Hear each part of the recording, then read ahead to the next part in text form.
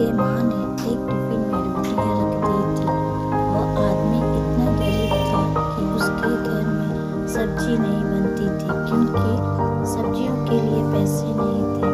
ऐसे में बस उसकी माँ ने रोटियां ही बनाई थी और उसको टिफिन में रख दी थी। जब उसके आधा सफर तय हो गया तो उसे भूख लगी। उसने टिफिन निकाला और रोटियां खाने लगी। जिस तरह से वो रोटियां खा रहा था, उसके आसपास बैठने वाले लोग उसे देख रहे थे। वह पहले रोटी तोड़ता, फिर टिफिन में घुमाते जैसे कि उस टिफिन में सब्जी हो, फिर निवाला बनकर मुंह में डालता। ऐसा लगा था कि मानो रोटी के साथ सब्जी भी खा रहा है। लोग उसे हैरान से देख रहे थे। वो ऐसा क्यों कर रहा है, उन्हें समझ नहीं आ रहा था।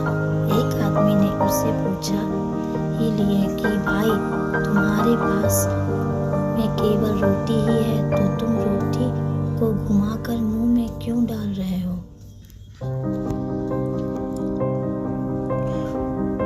और उस आदमी ने जवाब दिया कि हाँ, मेरे पास केवल रोटी ही है, लेकिन इस खाली टिफिन में रोटी घूम मर कर यह सोचकर खा रहा हूँ कि मैं रोटी के साथ अचार भी खा रहा हूँ। दूसरे व्यक्ति ने पूछा, क्यों, इससे उसे आदमी को अचार का स्वाद आता है?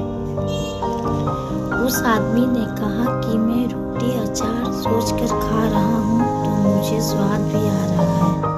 जब उसके आसपास बैठने वाले लोगों ने यह बात सुनी तो एक आदमी बोला कि अगर सोचो ही था तो अचार ही क्यों सोचा?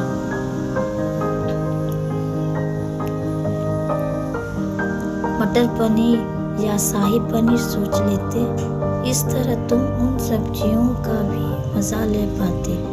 तो दोस्तों, इससे हमें यह सीख मिलती है, बड़ा सोचो तभी सफलता बड़ी होगी।